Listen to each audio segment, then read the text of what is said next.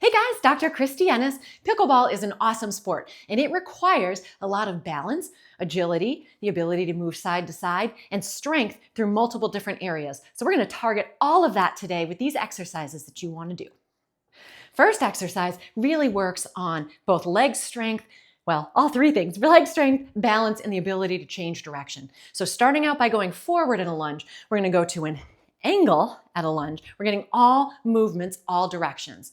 A lateral lunge and then a reverse lunge. So each lunge portion does different things as far as obviously how we're moving, but it's stressing different muscles and different movements as we go through the court. So make sure that you do both sides. You can make this a little bit more challenging by adding dumbbells and start out with about 5 in each position on each leg.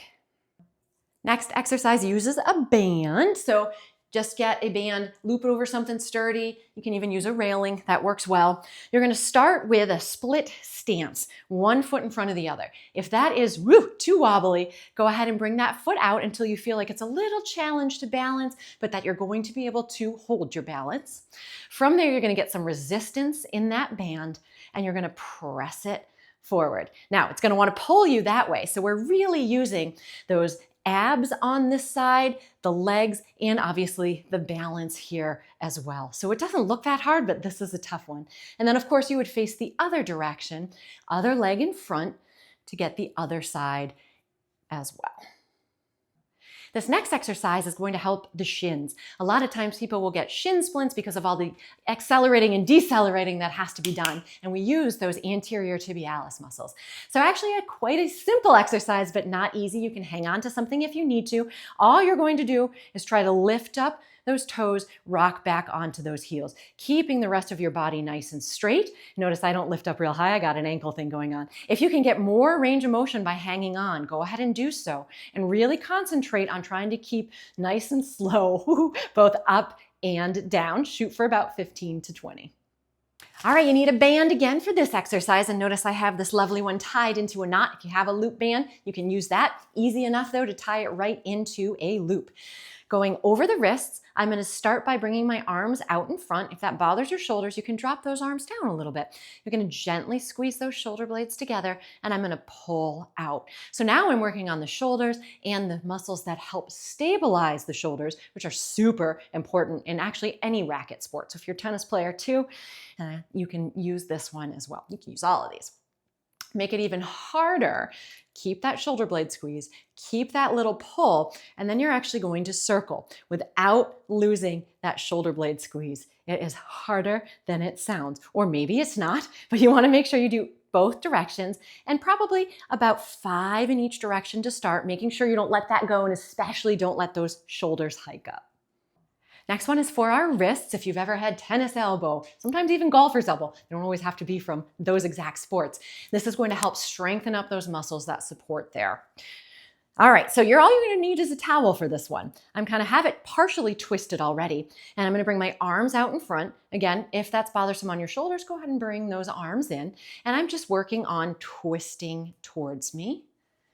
Right? So I'm working multiple different muscles in the wrist on both sides. So about 10 in this direction, and then flip your brain, flip the towel, and you're gonna twist it the other way. So we get different wrist motions for each wrist. And again, about 10 or so in each direction. Going back to those big leg muscles in the back of the leg, which really help to support our back and actually all the movement we do, and some balance, we're gonna get into a single leg deadlift. So you're gonna hold a weight, if you choose to use a weight, in the hand opposite of the leg that you're standing on.